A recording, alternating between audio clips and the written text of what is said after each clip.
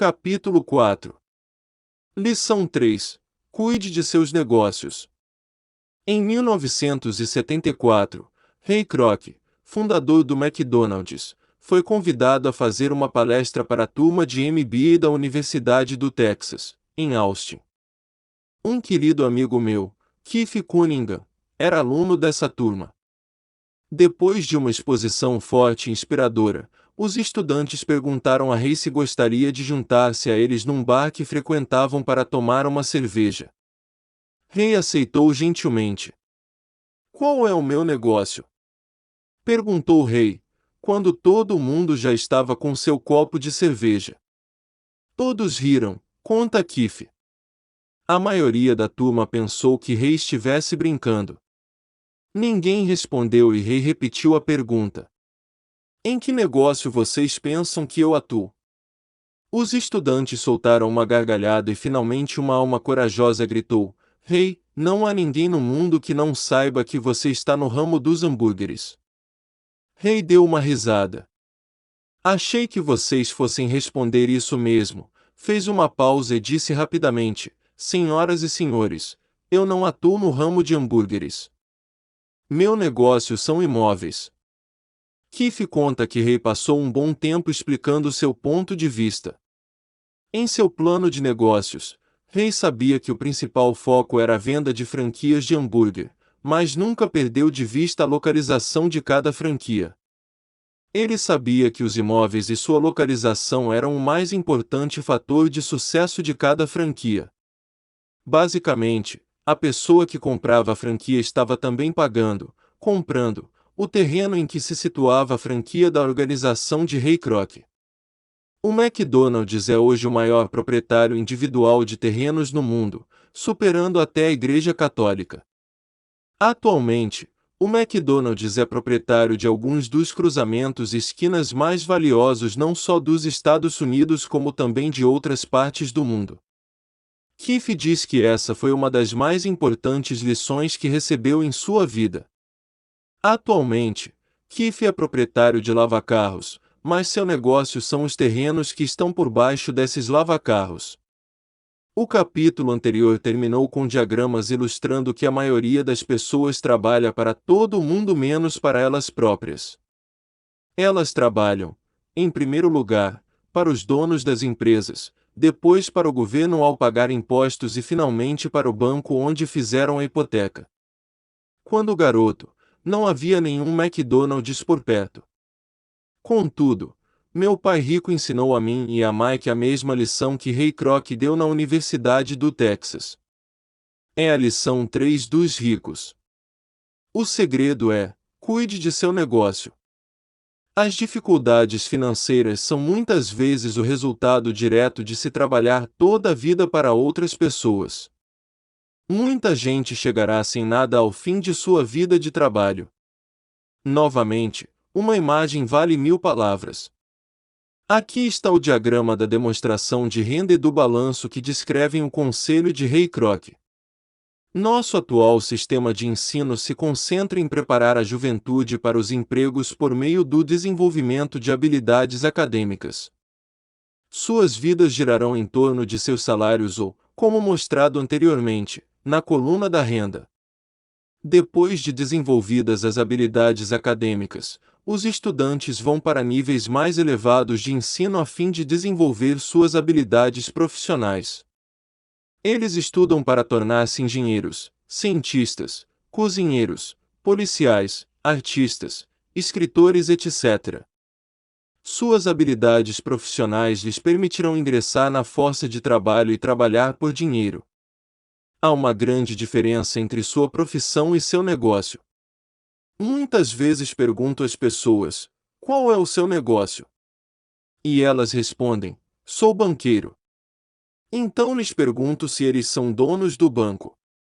Em geral, respondem: "Não, eu trabalho para o banco." Asterisco em inglês, usa-se a mesma palavra, banqueiro, para denominar o banqueiro e o gerente do banco. N.T. Nesse caso, está se confundindo profissão com negócio. Sua profissão pode ser a de banqueiro, mas elas ainda não são donas do negócio. Ray Kroc sabia claramente a diferença entre sua profissão e seu negócio.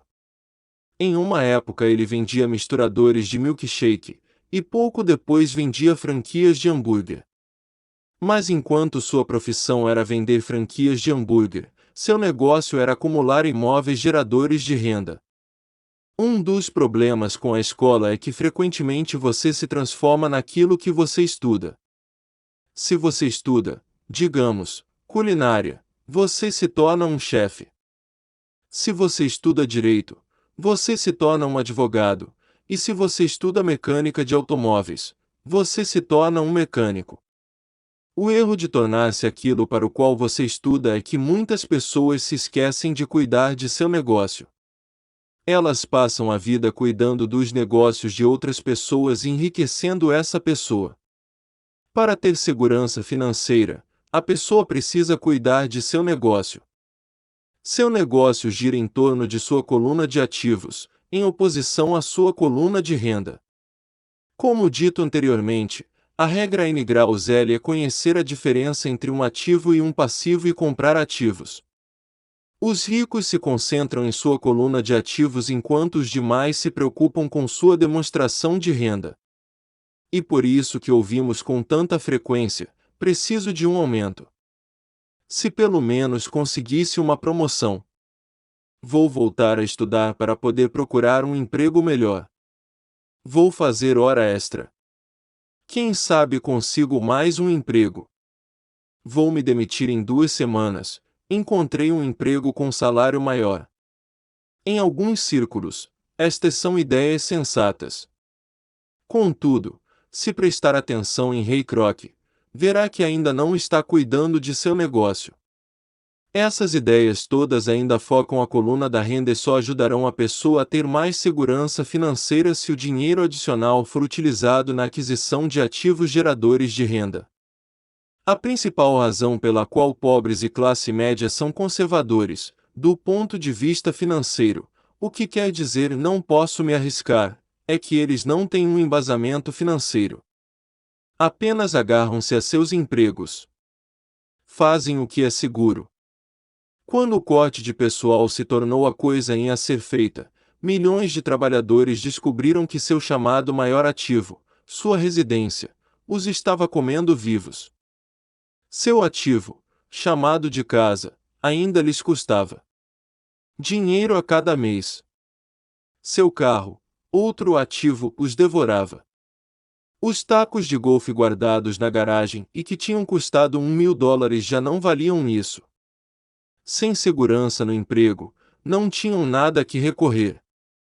O que eles pensavam serem ativos não os podiam ajudar a sobreviver em uma época de crise financeira. Imagino que todos nós já tenhamos preenchido uma ficha de cadastro para solicitar um financiamento bancário para comprar um imóvel ou um automóvel. E bem interessante olhar para o item patrimônio líquido. É interessante porque é isso que os bancos e as práticas contábeis aceitam como ativo de uma pessoa. Certo dia, minha posição financeira não parecia muito boa para obter um crédito, de modo que incluí meus tacos de golfe, minha coleção de arte, livros, aparelho de som, televisão, ternos Armani, relógios de pulso, sapatos e outros objetos pessoais a fim de aumentar o montante da coluna dos ativos. O empréstimo, entretanto, foi recusado porque eu tinha muito dinheiro investido em imóveis. Os responsáveis pela concessão de empréstimos não gostaram do fato de eu obter uma parte tão grande de minha renda com apartamentos alugados. Eles queriam saber por que eu não tinha um emprego normal, com um salário. Eles não questionaram os ternos Armani, os tacos de golfe ou a coleção de arte. A vida, às vezes, é dura para quem não se encaixa no perfil padrão. Tenho arrepios sempre que ouço alguém falar para mim que seu patrimônio líquido é de $1 milhão ou de $100.000, ou qualquer outro valor. Um dos motivos por que o patrimônio líquido não é um indicador acurado é simplesmente porque no momento em que você começa a vender seus ativos, seus ganhos são tributados. Muitas pessoas se envolvem em dificuldades financeiras quando sua renda é reduzida. Elas tomam empréstimos, elas vendem seus ativos. Primeiro, seus ativos em geral só podem ser vendidos por uma fração do valor declarado em seu balanço pessoal. Ou se houver um ganho na venda desses ativos, esse ganho será tributado. De modo que, repito, o governo pega uma parte dos ganhos, reduzindo assim o montante disponível para auxiliá-las a sair da dívida. Por isso, costumo dizer que o patrimônio líquido de alguém frequentemente vale menos do que ele pensa. Comece a cuidar de seus negócios. Fique no seu emprego, mas comece a comprar ativos reais, não passivos ou objetos pessoais que não têm valor real, uma vez que você os leva para dentro de casa. Um carro novo perde cerca de 25% do preço que você paga no momento em que sai da concessionária. Não é um ativo verdadeiro, mesmo que seu banco permita que você o liste entre seus ativos. Meu novo taco de titânio que custou $400, passou a valer $150 no momento em que pisei no campo de golfe. Para adultos, a lição é manter reduzidas as despesas, reduzir os passivos e formar diligentemente uma sólida base de ativos. Para os jovens, que ainda não saíram de casa, é importante que seus pais lhes ensinem a diferença entre ativos e passivos. Faça com que seus filhos comecem a construir uma firme base de ativos antes que saiam de casa, casem, comprem casa, tenham filhos e se encontrem em uma situação financeira difícil, agarrando-se a um emprego e comprando tudo a crédito. Vejo muitos jovens casarem e se verem aprisionados num estilo de vida que não lhes permite sair do atoleiro das dívidas durante a maior parte dos anos de trabalho. Frequentemente, quando o último filho sai de casa, os pais constatam que não se prepararam adequadamente para a aposentadoria e começam a tentar pôr de lado algum dinheiro. Então, seus próprios pais adoecem e eles se deparam com novas dificuldades. Qual o tipo de ativo que sugiro a você ou a seus filhos adquirirem? No meu mundo, ativos reais se agrupam em várias categorias diferentes. 1. Negócios que não exigem minha presença. Sou o dono deles, mas eles são administrados por outras pessoas. Se eu tiver que trabalhar neles, não é um negócio. Torna-se uma profissão. 2. Ações. 3. Títulos. 4. Fundos mútuos. 5. Imóveis que geram renda. 6. Promissórias. 7. Royalties de propriedade intelectual como música, escritos, patentes. 8. Tudo que tenha valor, gere renda ou se valorize e tenha um mercado líquido. Quando garoto, meu pai instruído me incentivava a procurar um emprego seguro. Meu pai rico, por outro lado, me incentivava a começar a adquirir ativos que me agradassem. Se você não gostar deles, você não cuidará deles. Comecei a adquirir imóveis simplesmente porque adoro prédios e terrenos. Gosto de comprá-los. Poderia buscá-los o dia todo. Quando surgem problemas, não são tão graves que mudem meu apreço pelos imóveis. Pessoas que detestam imóveis não deveriam comprá-los. Adoro ações de pequenas empresas, especialmente aquelas que estão iniciando suas atividades.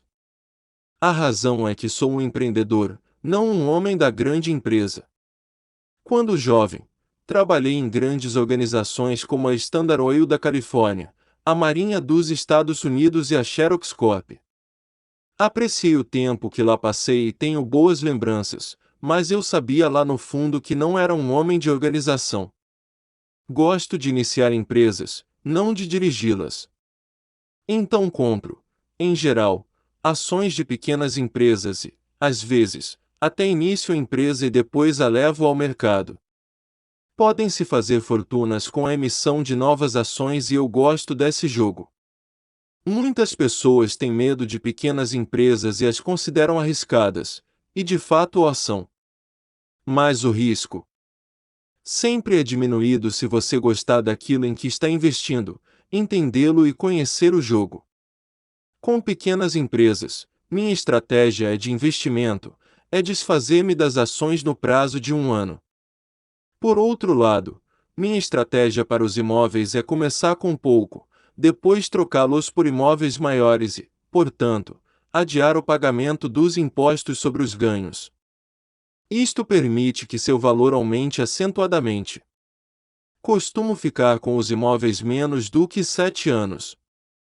Durante anos, mesmo quando estava na Marinha ou na Xerox, fiz o que aconselhava meu pai rico. Fiquei no meu emprego, mas ainda assim cuidava dos meus negócios. Estava atento à minha coluna de ativos. Negociava com imóveis e ações. Pai Rico sempre destacava a importância da alfabetização financeira. Quanto melhor eu entendesse a contabilidade e a gestão do dinheiro, melhor eu poderia analisar investimentos e, por fim, construir minha própria empresa. Eu não incentivaria ninguém a iniciar uma nova empresa a menos que realmente o desejasse. Conhecendo o que conheço quanto à direção de uma empresa, não recomendaria a tarefa a ninguém. Em certos casos, quando a pessoa não consegue um emprego, iniciar uma empresa pode ser uma solução. As chances, entretanto, são adversas. 9 entre 10 empresas quebram em 5 anos. Das que sobrevivem aos primeiros 5 anos, 9 entre cada 10 também quebram. Se você realmente tem o desejo de ter sua própria empresa, vá em frente. Se não for esse o caso, fique no seu emprego e cuide de seus negócios. Quando digo cuide de seus negócios, refiro-me à formação e à manutenção de uma sólida coluna de ativos.